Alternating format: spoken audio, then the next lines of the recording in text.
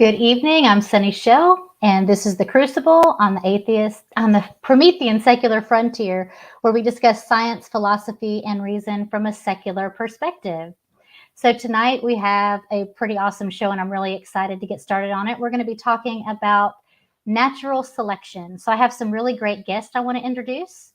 The first one is Troy Britton. Hey, Troy. Hello. How are you doing today? Oh, not bad. Great. Well, I would like for you to tell our audience a little bit about yourself for those who may have not seen you before. Okay, probably not many. A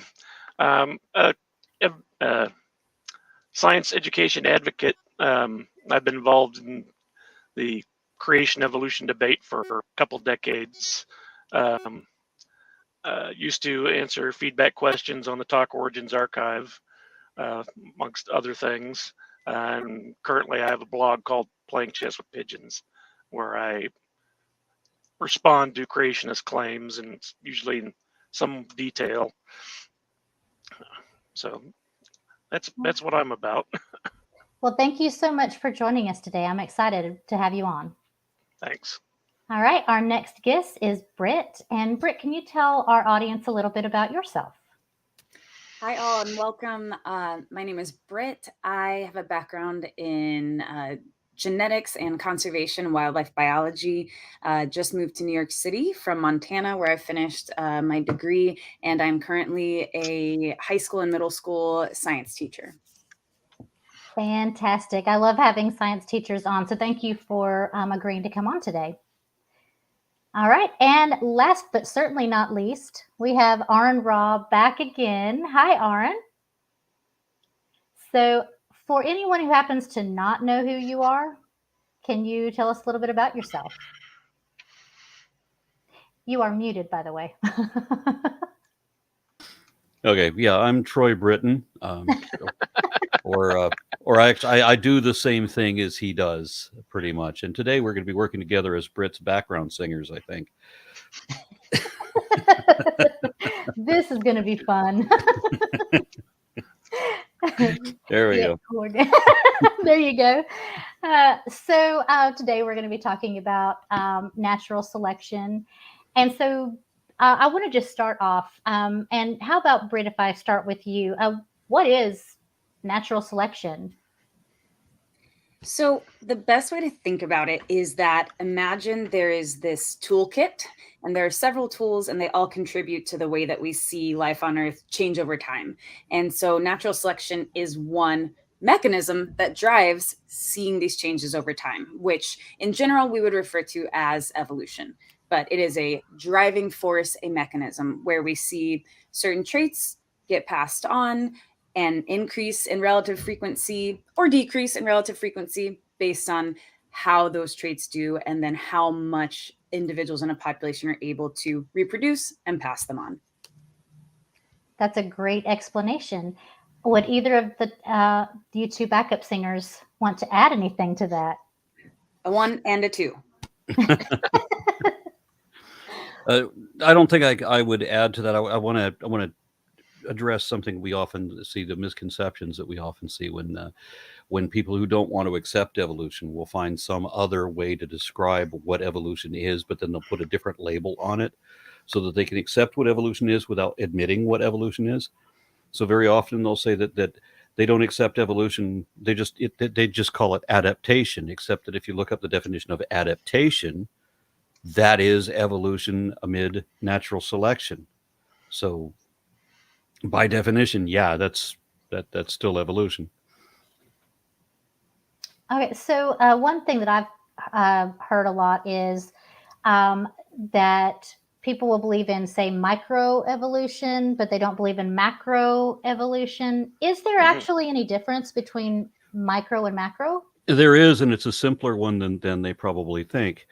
Surprisingly, to my experience, most creationists actually accept macroevolution and reject micro, though they don't understand what either one means. So it was evolutionary biologists who came up with these terms. And so it's evolutionary scientists who decide what they mean. And microevolution is variation within a species. And this is according to, mutations providing genetic variance. That's the part that creationists reject.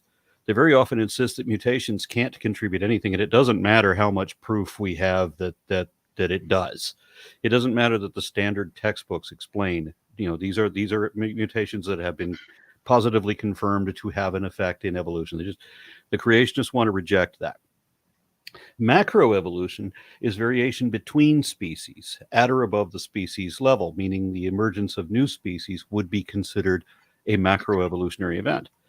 And what creationists very often do is that they want to evoke the term kinds, and they ignore the biblical description of it. The Bible only gives one definition, and that's exactly identical to the biological species concept, whether two individuals are closely related enough that they can still interbreed and produce viable offspring to bring forth after their kind.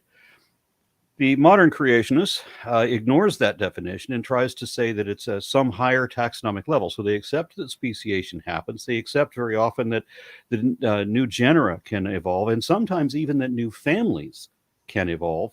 But they don't accept macroevolution, even though that by definition is speciation and above, including genus and family levels. So creationists very often accept macro, reject micro, don't know what either one is, and don't care. I've kind of thought that might be the case, but I really wanted to address that. But that brings up another point. Troy, I want to go to you.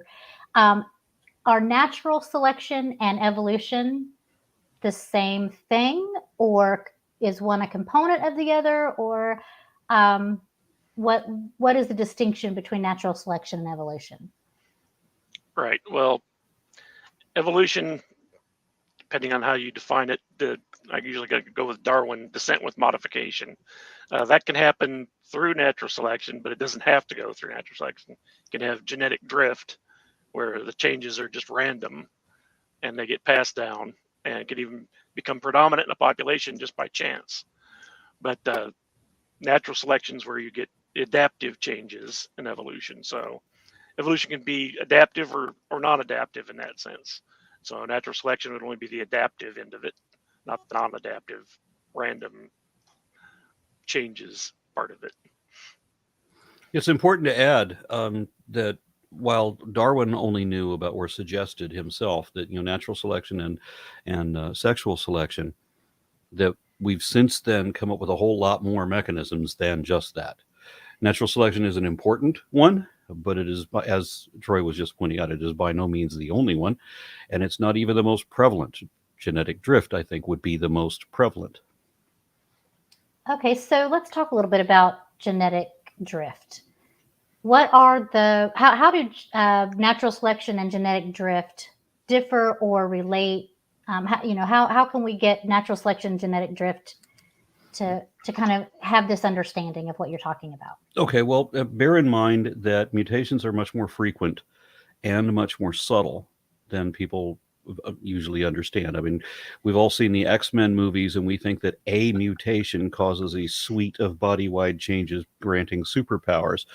But in fact, what happens is that every human has an average of 128 mutations per zygote right at the beginning, and then we acquire more mutations as we age. But most of these mutations will have negligible effect. The vast majority of mutations are neutral. They don't have anything to do with your reproduction or survival. And so if they don't impact reproduction or survival, then natural selection doesn't really apply, if that makes any sense. So what you get is an increase in biodiversity with many different varieties of colors or sizes or whatever. I mean, all evolution is a change in proportion, physical or chemical. And so you have all of these varieties that are being produced by genetic variation, which are being produced by mutations, and only some of them are significant enough that they would have an advantage, in vitality or reproduction. So, and those are the ones that to which natural selection would apply, and all of the rest of them necessarily wouldn't. Do Troy or Brit, do you want to comment, add any additional? Just to clarify that genetic drift and natural selection, or I just like to say selection because I don't really like having the differential there. So selective pressure selection and also genetic drift, again, part of the toolbox. These are pieces and mechanisms that drive the kind of change we see over time among populations. In terms of which ones are more impactful, hard to say. It can totally depend on the species. It can depend on the environment. It can depend on temporal scales. It can depend on, I mean, we see radically different things for plants versus mammals. So kind of depends. But again, these two alongside each other are simply different drivers of change. The best way to think about genetic drift, and honestly, this is like the hard one. This is you're doing your qual exams for population genetics and you're like, oh God, I hope I don't mess up genetic drift because it's so messy.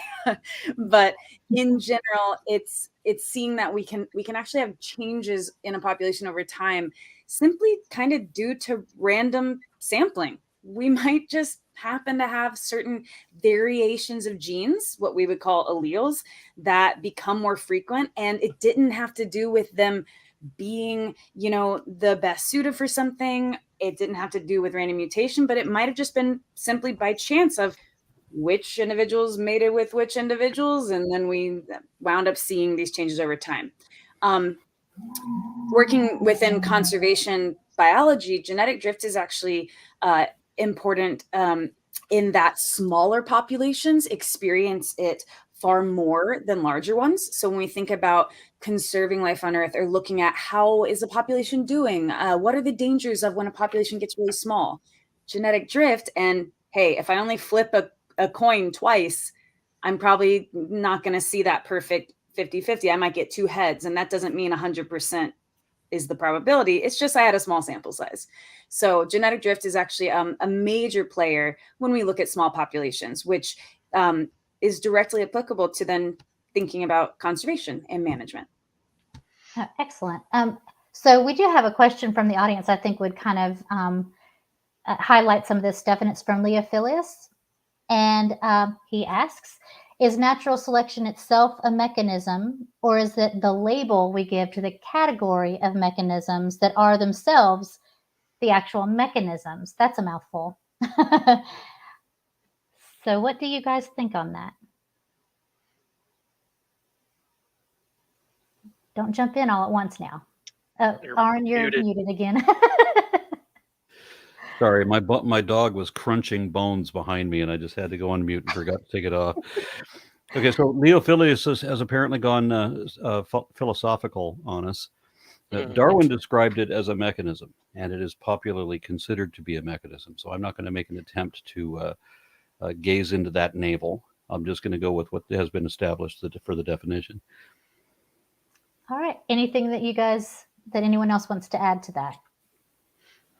Yeah, in kind of prepping for this thing, I was looking at stuff and stumbled across. Apparently, there is some debate in philosophical debate about, is it a mechanism? Is it a force? But yeah, what Aron said. Okay. So you brought up Darwin, and that was one of the questions that I had. As I was looking and doing some research, and keep in mind, I am stupid on this. I don't know nearly as much as you guys do. So if this is a stupid question, it's okay to say that's a stupid question. But I came across something called Darwin's pangenesis.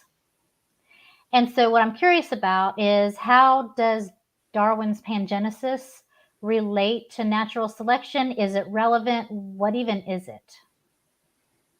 I can't tell you off the top of my head. I'm having like a senior moment. Is that referring to the warm little pond? No.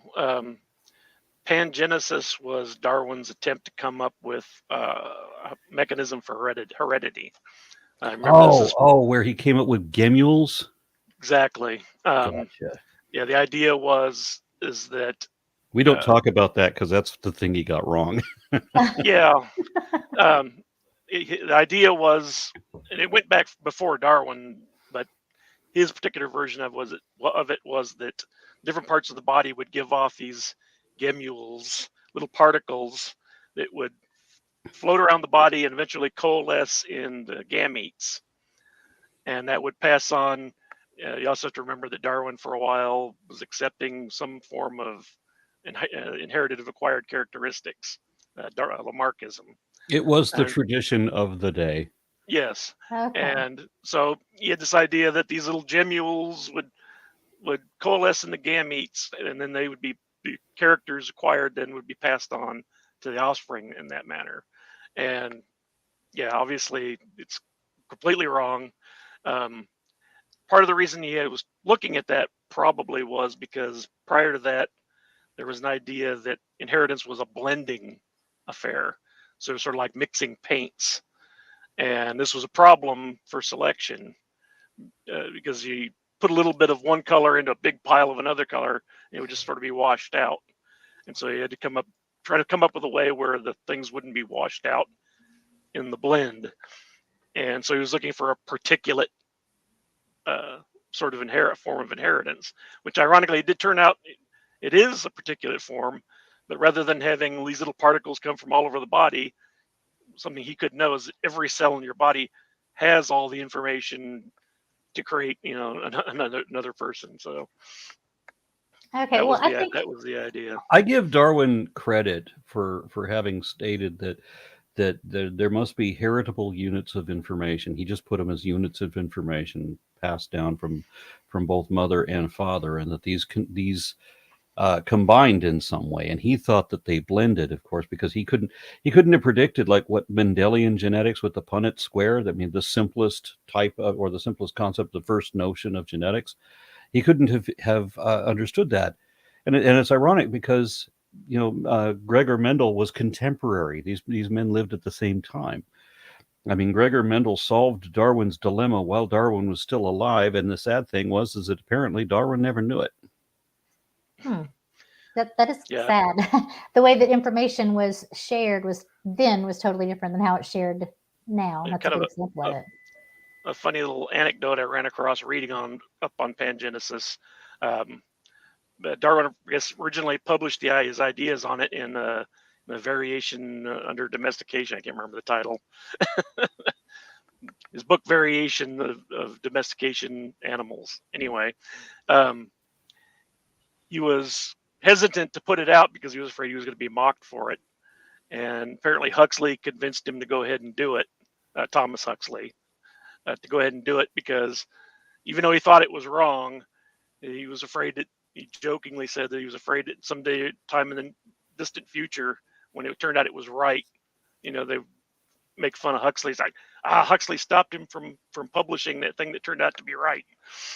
It's funny how scientists write scientific papers. I mean, they have to be very, very careful that what they say today is not disproved tomorrow. So they can't say that anything is true unless they can show the evidence indicating that. So it has to be evidently true before we can say it's true. We can't even say that something is probably true until we can show a probability. We can't even say that something is possible until there's a precedent or parallel or verified phenomenon indicating that such possibility exists.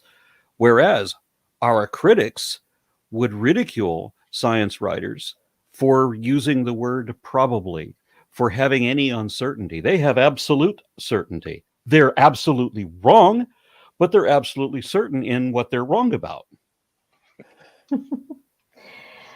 So Wes has a question that I'd like to address. I think this was, as we're talking about pangenesis, is survival of the fittest part of natural selection? That's I think Darwin eventually did say something like that at one point, but originally that was attributed to I think that was attributed to Herbert Spencer, who he was an economist, and the problem is in the late 19th and early 20th centuries is there was a lot of ethnocentrism going on, particularly in Europe, and so people were taking any new idea that had a lot of popularity to it, and they were attaching it to their own other miserable ideas. I mean, one of the heroes of evolution, the German scientist, Ernst Haeckel, brilliant scientist, brilliant science communicator.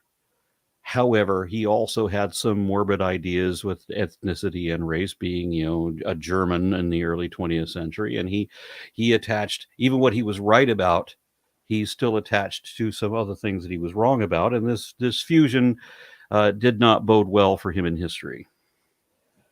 So that brings me to maybe a theoretical question. I don't know if that's the right term to use, but speaking of survival of the fittest, I mean, it's like, what's meant by that, if I'm understanding it correctly, is that the traits that allow a species to have the highest probability of being able to survive long enough to procreate, that's what it means by survival of the fittest. So whatever trait makes that the most possible over time.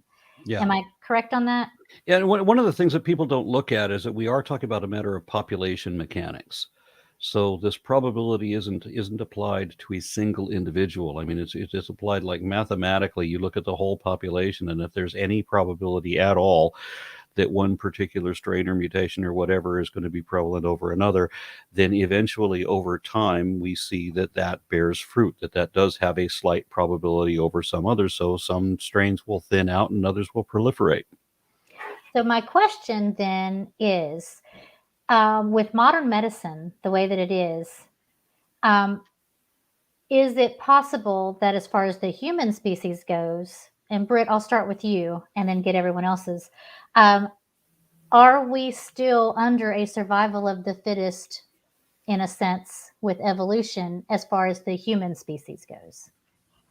Yeah, absolutely. Because the word fittest, fittest to what? It's sort of a trash term because it doesn't quite. I don't know. It almost like elicits these ideas of like very strong and tall and yes, look at me with my perfect hair, like this like idea of this like prototype. Whereas some things that are actually fittest is fittest to the environment, not just that. Fittest to the environment in that moment. It's so relative.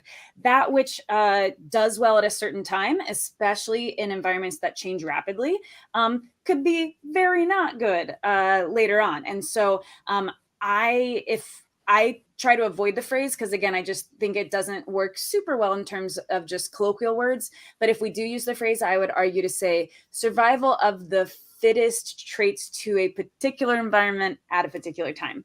And so what you're mentioning in terms of medicine and other things is selective pressure. Basically, are certain things being selected for or against when we have certain interventions? I think a great one that a lot of people can relate to is myopia or issues with eyesight.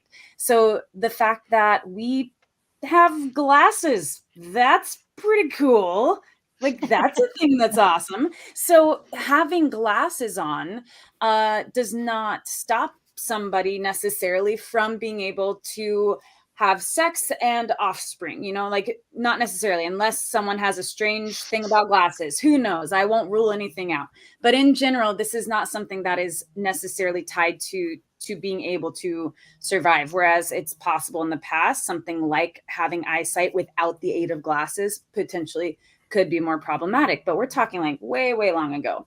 So interestingly enough, like eyesight, having keen eyesight, there's not much selection for that in our current environment and time, but there is for other things. And they can be things, particularly I think about like disease resistance and even things that we see for our diet and others that potentially there is, because while eyesight might not matter anymore, our environment has some challenges that we weren't up against in the past. And so there might be things that are selected for in terms of those. Oh, that's excellent. I can think right off the top of my head, air pollution. Air pollution is way different than it was, say, 100, 200, 300 years ago. And we all now, in fact, I had just read something that they're finding plastic particulates in lungs. And so it's like plastics have permeated every part of our environment, and survival of the fittest will then be who can survive, which species can survive, or will we have traits pop up that allow us to survive in the midst of plastic particulates? I don't know if I'm saying that right. I think your question opens up an interesting discussion because we have this notion of transhumanism. And when you talk about whether natural selection applies to us anymore, as she was saying, there was a time when your base intelligence mattered to your survival. Not so much anymore, as I think has become enormously obvious in political news of late. And there was a time when, acuity of vision and all of this mattered more than it does. And so we have a society that takes care of everybody. And of course, if you allow every deviant mutation is allowed to proliferate, then of course you're going to have a degradation of the genome. And we can't allow natural selection to apply to our species anymore, but neither can we allow for this, for every mutation to be allowed to proceed. So the only moral choice we can take is to take control of our own evolution. And that's through the reason that the reference to transhumanism, I think, is probably best illustrated in the movie Gattaca, where people begin to control their own genetics. And I think this is a necessity. This is when natural selection no longer applies to people, where we can identify, hey, this infant genome has this defect, and we can simply write that out. And it's all the mother's genes, it's all the father's genes, but as they explained in the movie, you would have to procreate 9,000 times to come up with a genetic choice that was this perfect. So right, yeah, and then that brings up ethical questions then, because it's been a long time since I've seen it, but didn't they have genetically modified people versus traditional sex people, and they were all the inferior ones, and so it brings up a whole other. Well, there's all kinds of ethical questions in this, to be sure, but it's because while natural selection and evolution are both inescapable facts of population genetics, they're also amoral. And if we were to allow natural selection to apply to the human species, that would be amoral. So we have to take a responsible stance, and the only moral responsible stance we can take, I think, is to take command of our own genome. Brit, you kind of had a look on your face. Do you have a response to that?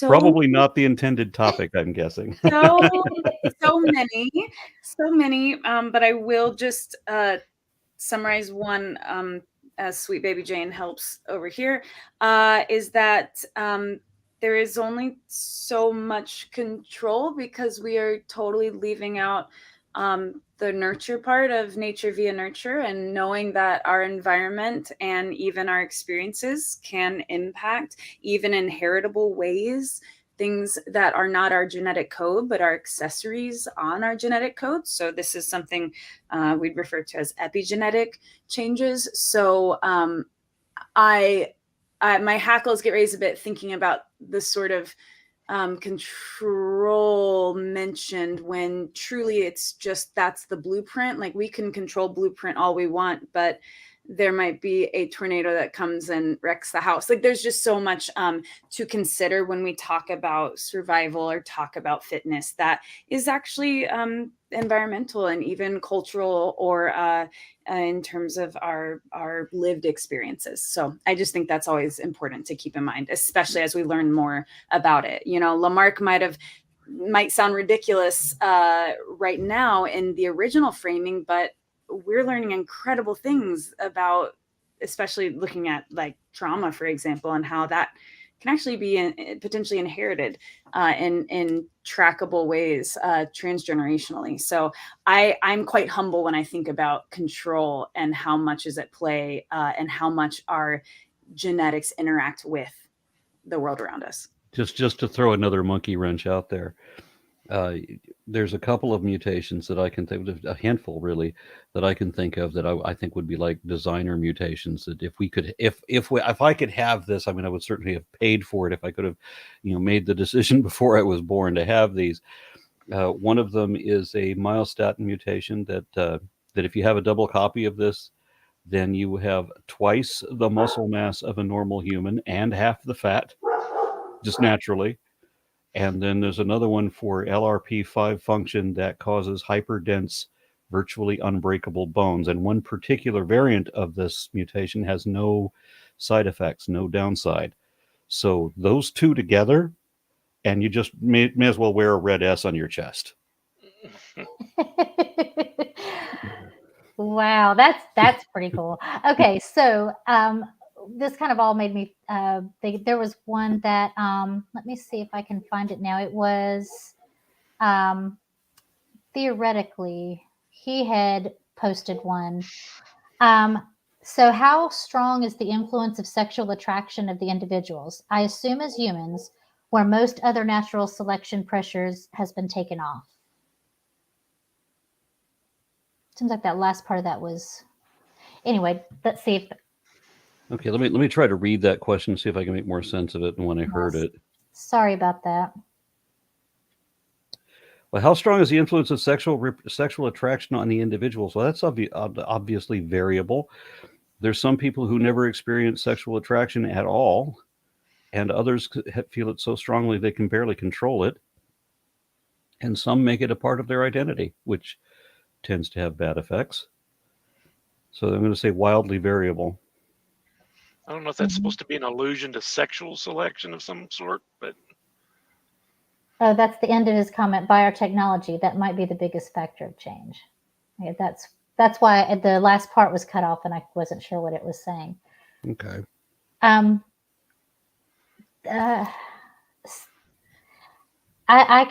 going with where you're going, Aron, because it's like not everybody we don't all have the same sexual drives. Yeah, it doesn't really matter anymore anyway, because we all have, like gym memberships and hair dye and silicone. And so nobody can tell what the actual genetic structure is, right? That's true. Yeah. Yeah, I can agree with that. Okay, so let's move on from there. We have one from TRE or T-Ray, I'm not sure, Peacock. It said that 99% of species have gone extinct in Earth's history. Is there any estimate what percentage of that have been caused by human interaction, if any at all? Well, the 99% is going up, and I know this guy, this is Tolan. The 99% is over things, and we're talking about genera rather than species. And we're talking about over the course of an entire Earth's history. So while humanity has been responsible for a hell of a lot of species extinctions in the last 10,000 years, when you stack that up against the rest of history, that's, we're only the 7th, I think, major extinction event. Of course, we're still working on that. The worst extinction level event was the Permian Triassic, and the second to that was the Cretaceous Paleogene, and then the Anthropocene could be the third worst extinction level event. Yeah. Okay, so maybe we just haven't. We've only been around a small fraction of the time, and so while we may have a large impact on the extinctions that are going on during our time, we can't say that we had a big effect if you take the entirety of life's history. Is that? Yeah, the Permian Triassic was pretty brutal. It was so extreme that it killed 90% of everything that was in the oceans. Wow. So that's, yeah. Yep. Bye trilobites. Yeah. Yeah, there was a whole lot of things that went extinct. It's amazing if you just think about if that event hadn't happened, how incredibly diverse the planet would be now, with all of the new varieties that may have proliferated with all of these other species, and all of those other species still proliferating now, or all those other lineages, because the word species will only confuse people at this point. Triconodonts, if we still had those, if we still had, cynodonts and so forth, other than ourselves, of course. All right, so Troy, let me ask you this question. Are there any reasonable scientific objections or debates concerning natural selection? Like, is it controversial in the scientific community? Short answer, I would say, was no. There's not controversial. Debates, it's only around, like how much is natural selection versus genetic drift? What other sorts of mechanisms might be in play? But I think natural selection is still pretty much, for adaptive changes, still pretty much the state of the art. You want to get into invalid arguments against. I just listened to a couple podcasts from the Institute for Creation Research specifically on natural selection, and yeah, it's kind of mind-boggling, isn't it? yeah, a lot of it is just retreads. Things like accusing Darwin of personifying nature. This bewilders me. When I met you, Troy, I was speaking then about the evolution of turtles. And at the event where we met, I remember proposing that, my hope that it would turn out that turtles were not diapsid reptiles, that turtles would turn out to be the last line of anapsids. And then sometime after that, a friend of mine actually found the evidence that disproved what I wanted to, what I thought would be a more pleasant notion, and showed that turtles actually are diapsid reptiles. They're not anapsids after all. And I just had to state, publicly that, well, I was hoping that this would turn out to be the case, but it's wrong. So there it goes. That's the difference between an investigation and a belief system. If it was a belief system, then I would find any excuse necessary to keep believing what I wanted to believe, no matter how many times it had been disproved. And I don't understand why people actively do that.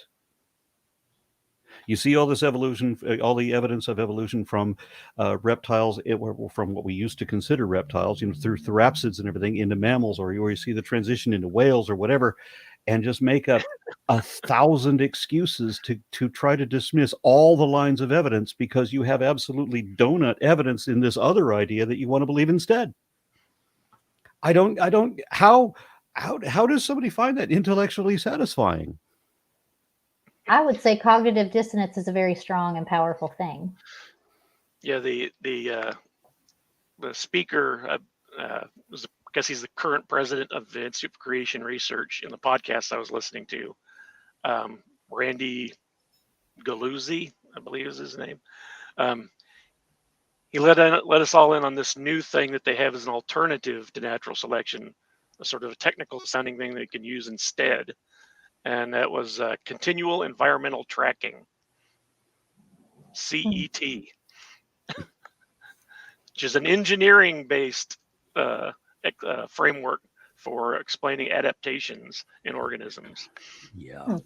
Well, I think we could probably come up with any number of, of things to, if we didn't want to look at the evidence because it would go against our hard, beliefs. I do have a quick question though. This has to do, Brit, you had said that you don't like maybe the term natural with selection. She said she didn't like to differentiate for selection, if I heard that correctly. Brit? Yeah, so to put the word natural there, we're saying people weren't involved, but I find that to not be very fair because I think species are constantly impacting and putting selective pressures on each other. And so it's weird for me to say that there's just one species that gets a different name of a thing when we've seen domestication of species by other species in non-human ways. So I just like to instead say selection, selective pressure, and within that we have multiple different types.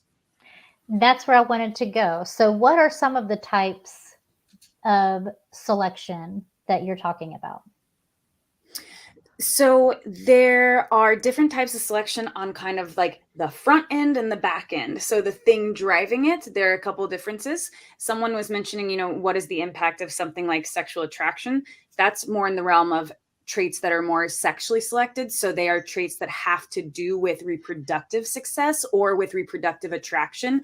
Birds and feather plumage and coloration. This is sexual selection. We see it in one of the biological sexes, and also it seems to be correlated with the ability to mate. So that's like on the pre side of it. We can say, you know, there's a difference between that and something else. Now on the post side of it, we also have different names. We can give different types of selection based on the outcome. So sort of, did we wind up seeing a lot of traits that are kind of in the middle? If I imagine a bell curve, something like, I don't know, you could look at human height. Some kind of selection we would refer to as like stabilizing selection, thinking about this sort of the middles are what's preferred. I'm not saying human height is one of those, but if we see in a bell curve of traits that over a long period of time, way more of the ones in the middle exist in the population, that'd be stabilizing. In some situations, you might have the things best fit for the environment at the time are like all of one extreme or all of the other extreme. And that's something we would call directional selection. So like there's a specific direction that it's gone to. I almost feel like birth weight birth weight in humans would be a good one. Thank you, Jane, for the one we talked about for stabilizing. If birth weight is too high, you run into trouble. If birth rate is too low, you run into trouble. So you see a lot more in the middle. But we can see certain extremes, like all pushed to one side. We can also see that it's the extremes that actually do the best. And so we wind up, instead of a ton of different coat colors in these beach mice, we only see really light ones and then really dark ones. And that is sometimes because of there being advantage for where they live and where they're able to be seen or not seen. So like if you have grass that's really dark green, the ones with the darker color are able to blend in there. But the ones that live on the sand or like more in the sand environment, ones that are really light can't be seen. But if you have an intermediate, like a kind of brown, light brown, that individual is able to be seen in both environments and not so advantageous. So these are just 3 examples. Stabilizing, where we get middle traits doing the best, appearing more over time. We have directional, as in either one or the other. And then we can also have disrupting selections, like imagine disrupted. So like both of the edges we see. And this all has to do with what did we wind up seeing the most of trait-wise at the end of this selective pressure. I got a question for Brit. You say you're teaching, right? I sure try. That's such a great answer. Okay. Are you teaching general science? Are you teaching grade school, high school, college? I was teaching college for quite a while, and then with science communication stuff, broad field. Right now, it's specific to 9th grade, which is biology, and 7th grade, which is human like anatomy. So both life sciences. My wife was a science teacher in middle school. She found it hugely challenging because it is a great demonstration of evolution, because she said at that age, people are just primates. I don't think that's being fair to primates. No, they're doing their best, but the brain is literally unwiring itself to rewire. They can be expected to do very little, but they sure do try. They try very hard. Yeah, I have 5 kids, and they're all thankfully past that now. But that was the scariest point. That's totally off subject, but I will say when they entered that little age range between 6th and 9th, it was like, oh, please, let's just get them through this unscathed, because that is such a bad. And both of us. I mean, I needed to be unscathed as well. My sanity. The standard story about when you have to talk about homo anything. Yeah. Yeah, I use etymology to get me through. Etymology, same. Moving on. I will say, speaking of one of your earlier questions, Sunny, about are these things contended? Is there any discussion? Are there any kind of back and forth about this? Talking to the 7th graders and 9th graders about this, and also just looking at trends overall, there are a lot of misconceptions about these topics. And there's also a lot that we're still learning about these topics. The beauty of science is that we're learning and we're ruling things out. The purpose is not to prove, it's rather to explore, right? We're exploring, not explaining necessarily. And I think that a lot of the sort of question marks do have to do with some of the misconceptions that we even see in just the adult population, much less in our 7th graders and even younger. And so I think it's okay, and I'm okay giving a certain amount of breaks to people just trying the best to wrap their head around it, because there's also definitely an issue. I'd say the most like contentious thing, I think, is more within philosophy of biology, but there is a certain amount of circular reasoning for some of the evidence that we have. You know, it's like, okay, well, we know this thing is happening, or we think it is because we see this, this, and this, but those explanatory variables are actually also themselves the result of the thing we're trying to give evidence for. So it's not just this perfectly easy thing. And I think that that's just really, really important to point out. And I think that that discussion is actually still happening, particularly within philosophy circles. Yeah, that's a very good point. We also have people that, I will say that what I've seen over time is the educational system has had a lot of attacks against it, just with funding, and they're deliberate.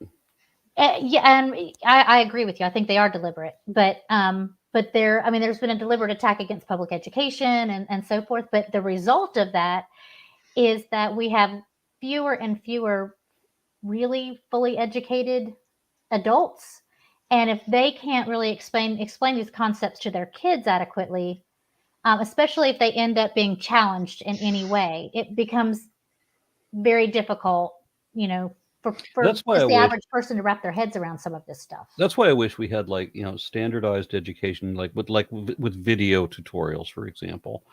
If you had, if we are relying on teachers to try to explain these things, when say 20% of the teachers here in Texas are creationists and will deliberately misrepresent the information. My son's science class, for example, the teacher told the class that there's never been a beneficial mutation. My son's already got the textbook open. He has his finger on the page. He says, "But teacher, beneficial mutations are listed here in the textbook." And he gets sent to the principal for insubordination.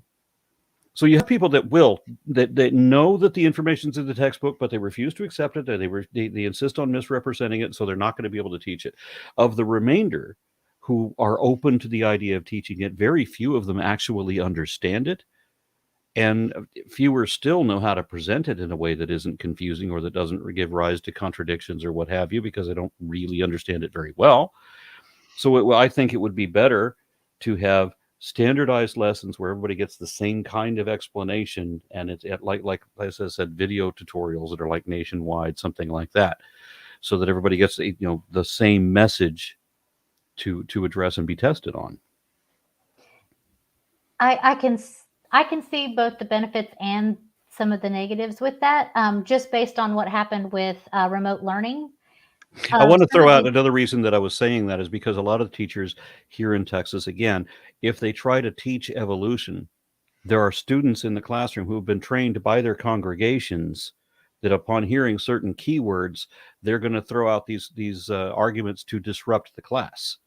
So the teacher then, if they advocate that they hold this position, if they express that they believe the thing that they're teaching, well, then they end up in trouble with their own administration as well as with the parents of the students. But if you had a standardized lesson, the teacher can then step back and say, "Hey, I have nothing to do with this. This is what I'm supposed to play. Hit play." The teacher's removed from the equation and cannot be bombarded either by the administration, which are extremely hostile. And I'm saying this as a husband of a middle school teacher trying to teach science in the South, right? And the teacher's competence is no longer an issue. It doesn't matter even if they believe what they're teaching. This is the lesson we're supposed to give. Here it is, and here's the test that's based on it. Here are the essays you should write about it, whatever. Right. It's a very difficult subject, and it's also it depends on where you live. I would imagine in New York City, it's probably you have much more of an ability to have well-educated teachers who actually teach the facts and maybe in certain areas of California or, things like that. Whereas I am in the same situation where you are, Aron, where I live in a very fundamentalist small town, which you're not small town, but southern type of a thing. And it's it does make it much more difficult. I think one of the problems that I've seen is that you don't have very many teachers. And so they'll have someone who may have an education in, I don't know, art appreciation.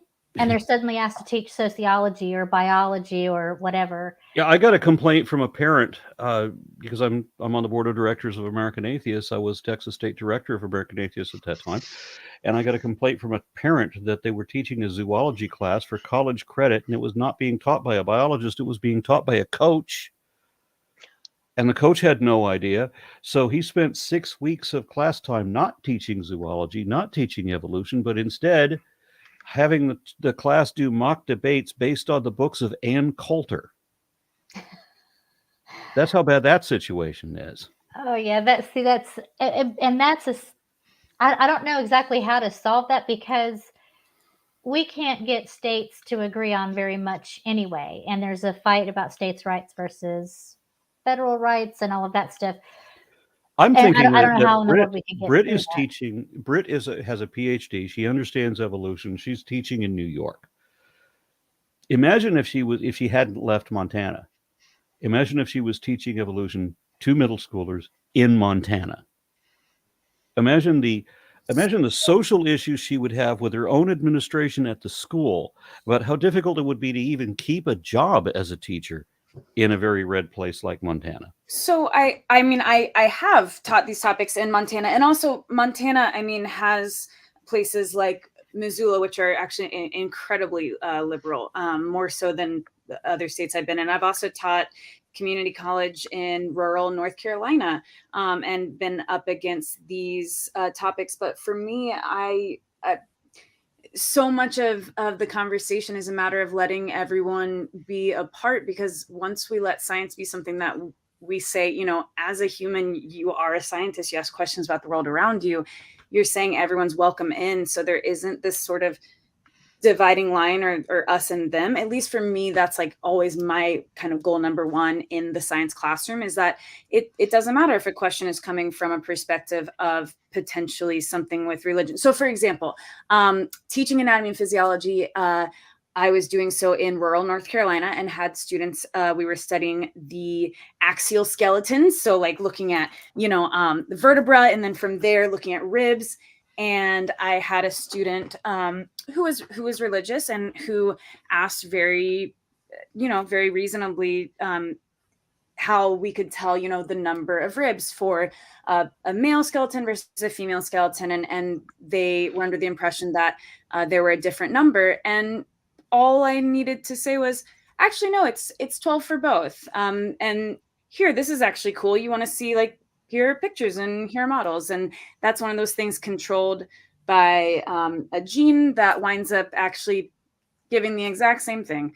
For me, there's not the need to fight within my own like teaching philosophy. It's just, I understand that you've seen or heard that, and that's within its own sphere. But for this sphere of anatomy, for what humans have, like, this is what humans have. I don't know. So I understand you. There's a privilege that comes with teaching these things in New York City, but I have done it in Montana and rural North Carolina and have been up against these things. And I think that, like, at the end of the day, like, young people want to learn, like, they want to learn about the world around them. And the beautiful thing is that we have materials available for free on something like YouTube with educational channel, really good content being made that is accessible to everyone, regardless of if there's kind of, some BS happening in the classroom. Like, this beautiful equalizer exists if those have access to it, via the internet. So I don't know. I apologize for being long-winded. I just think that there's a lot to be said in terms of that. Yes. Well, I love long-winded I'm long-winded. I love that. So, and I think Well, that's a great I'm answer. glad I to think hear. that's what makes you a good teacher. As you're sitting, I'm like, oh my gosh, we need more Brits in this world. I'm glad that she was able to teach in the places that she says she was teaching in, and have that kind of an impact. I know that my wife went up against extreme opposition, and she had to be very, very careful about what she said, and anything that pertained to her identity had to be kept absolutely secret. She had to defend one of the students in someone else's class, or wait, no, I'm sorry, it was her class, and one of the teachers walked by and saw this. There was a Jehovah's Witness student who refused to stand for the pledge. Jehovah's Witness. I mean, and one of the things that we have about the laws about freedom of religion is that different religions get different privileges than others, and which I think is wrong. But the teacher saw that student wasn't standing for the pledge, and came into my wife's class to berate that student, and in a side way, berate my wife for not forcing that student to stand for the pledge. So my wife is now defending a Jehovah's Witness freedom of religion to refuse to give a pledge.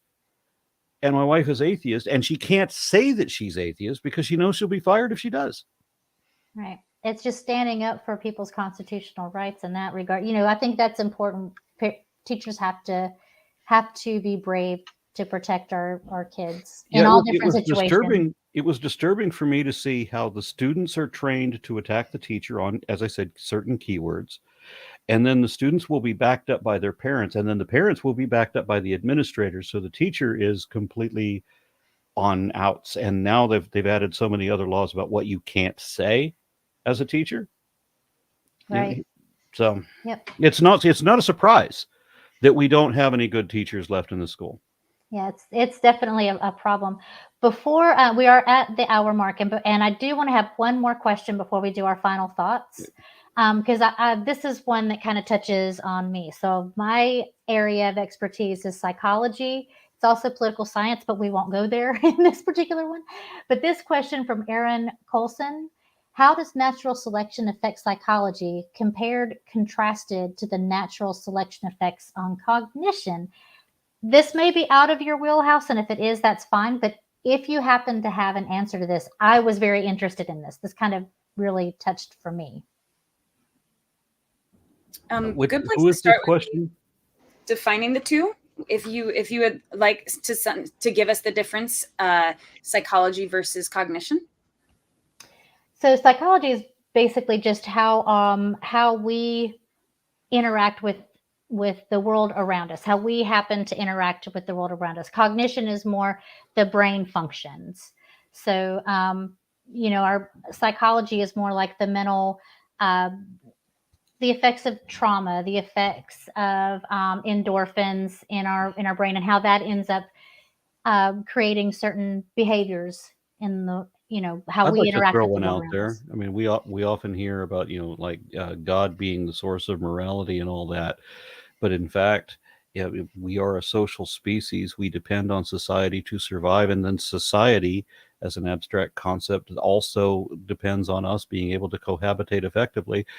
So if we have people who are self-centered and selfish, we've learned to stay away from them. We learn not to trust them. If we know of people who stand by their word and who are empathetic, those are the people that we turn to rely on. Those are the people that we tend to reward, and those are the people who tend to get the best advantage. So again, it's a matter of population genetics, natural selection. It is the honorable people who proliferate more, and those with the aberrant defects of selfishness or whatever, underdeveloped prefrontal lobes or whatever, dysfunctional mirror neurons, what have you, those are the ones that tend to be ostracized from society, either by being banished, imprisoned, or killed. So our evolution as a social species is the source of our morality, not God. Yeah.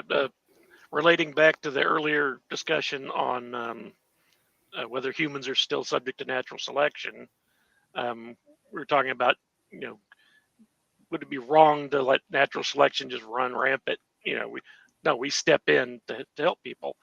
And I was thinking at the time, this kind of relates to that humans, one of our adaptations is is that we help each other. We're social, and so not letting people just die if they get sick is one of our adaptations that makes us successful. One of my favorite conceptions of humanity is there was a point where we lost some of the muscularity of our primate cousins. We weren't as strong as chimpanzees or gorillas. The only strength that in fact that we had was the fact that we would band together, and where some animals will run away and leave the sick or the weak to be hit by the predators, we would turn and lob stones, and so everybody gathers to defend the weaker one. That's kind of ideal. I think that everybody stands up for everybody else, and that was our real strength. When we didn't have great fangs or claws or strength or what have you, but we had this compassion for each other, and that's what bore us out. That's what gave us the edge, even before we had a greater intelligence than anyone else. But Brit really is the one that should be answering this question. With the definitions as given, I think cognition is sort of leading to what's sort of presents as psychology, and so I think as long as there is a heritable basis for something, we can absolutely see a selective pressure on it. And I think that there's a lot of actually psychological, I guess, presentations that can be inherited or can have differences in the way that allows us to interact with each other, which can then of course impact how many offspring we might have, and impacts so many things. There's also, in terms of sort of the chemistry of it, there are genes that can be heritable, that can be passed down, that could be better or worse for a certain environment, that might have to do with neurotransmitters and brain structures or functions. So I think that cognition, particularly in those sort of nuts and bolts, certainly are under active selection. I think that selective pressure also could be wildly different based on the culture that you're in. So the way that we might ostracize or not ostracize certain psychological underpinnings could absolutely impact then how much pressure you'd see exerted, selective pressure against, based on a society and at a specific time. So I want to say on that note, first of all, thank all of you for staying over like this to try to get that last question in. I thought it was a great answer that all of you gave. I want to thank the people in the live chat because there were some really great comments. Just so you know, Aron, I was asked to say your name, Aaron, or Aaron. And I know better, but I just thought that was quite amusing. We had a great group watching us today, and I think we had a really great discussion. We went in actually some directions I didn't even think that we would go, which I think is pretty cool with this. I would like to give each of you a chance to give your final thoughts and also to plug any upcoming things that you have going on that you want to share. So, Troy, we'll start with you. Oh boy. How many things? I guess I'd reemphasize the point I think Brit made, that you're talking about, fitness. It's really specific to the environment. When you're talking about natural selection, there's no absolute fitness, thing out there. It depends on where you are. Sometimes it might be better to be big and strong. Sometimes it's better to be smaller and use less resources, to stay alive. So I guess that'd be one thing to emphasize with natural selection. And I don't have a lot to plug. I blog it. I have a blog called Playing Chess with Pigeons at pigeongest.com, where I counter creationist arguments. So that's pretty much all I have to plug. Okay. Well, thank you, Troy, for coming on, and I hope to have you on again soon. Sure. Aron Ra, let's go to you. Final comments and anything you want to plug? Yeah, well, I've got a couple things upcoming that I'm really excited about. One next week. Next week I'm going to be in Boise, Idaho. The invitation that I accepted was that I give an invocation at the state capitol on behalf of the Satanic Temple, which I thought was just too funny, and of course I would do that. And then they explained to me after I accepted what that really would be, that I wouldn't be giving an invocation that anyone here could hear. I would be in the state capitol with thousands of other people, the vast majority of whom would be extreme right-wing, QAnon conspiracy theorists, white nationalists, Christian nationalists, and white supremacists, and all of that. And that it's a, and I was told that this might be the most dangerous thing I've ever done. And they told me that after I accepted the invitation. So I'm not really looking forward to next week at all. But I'm going to be in Boise for that. And then in July, I'm really excited about this one. I recently found out that I'm going to be on another paleontological expedition, this time into the Badlands of Wyoming. I get to take, the reason I bought the Jeep that I did was specifically for this purpose, and I finally get to use it for the reason intended. I'll be 2 weeks in the Badlands in a very remote area hunting for Eocene mammals with a university-funded expedition, and I'm really looking forward to that, even though it's going to be very trying conditions where all the water we have is whatever you brought in your ice chest. Wow. That's really cool. That's really cool. So good luck. We look forward to seeing any updates on that as it goes along. Well, that's provided I survive Boise. Yeah, provided. Well, I would say we'll pray for you, but that won't really do anything. So roll a dice on my behalf. I mean, write a letter to Santa. Yeah, we'll all think positive thoughts for you. How about that? So, Brit, any final comments and anything that you would like to plug? Sure. Final comments just being that life on Earth is complex and learning about it is even more complex. And there's just so much we don't know and so much we're still discovering, particularly when it comes to selection and the way that things are changing over time, especially within our own species, and what amazing differences there are in what we used to know, what we think we know now, and what we will almost certainly know is wrong in multiple decades. So I enjoy the exploration and thankful to the questions showing me many other people exploring as well. So yeah, it's okay if it's not all figured out, because that's not the point. And these are really cool topics to explore. So I will say, if you want to kind of check out more about life on Earth with me, nerding out about it in the way that I do, you can catch me on Nature League. That's my YouTube channel. You can also find me on Twitter at Brit Garner. I'm just so busy trying to get sweet baby Jane to not video bomb everything I do in my life.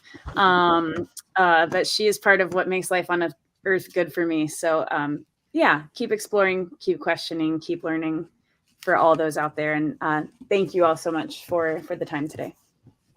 Well, thank you for all of the people who stuck with us in the chats. Thank you guys. You guys were awesome and amazing. If you want to see more content like this, then hit subscribe, hit the bell, share, all of that good stuff. If you really want to support us in a more tangible manner, check out our Patreon, and every bit helps. I would also like to thank the producers in the back, Wes, Josh, Phil, Kat, and Jena. Check out some of our other shows on the Promethean Secular Frontier. We have Secular Soapbox, Women Atheist Unload, the Sandbox Debates, One Good Reason, and The Bible Says What, which I love that name. And again, come on back and watch me again on The Crucible for the next show. And in the meantime, remember to think critically. Good night, everybody.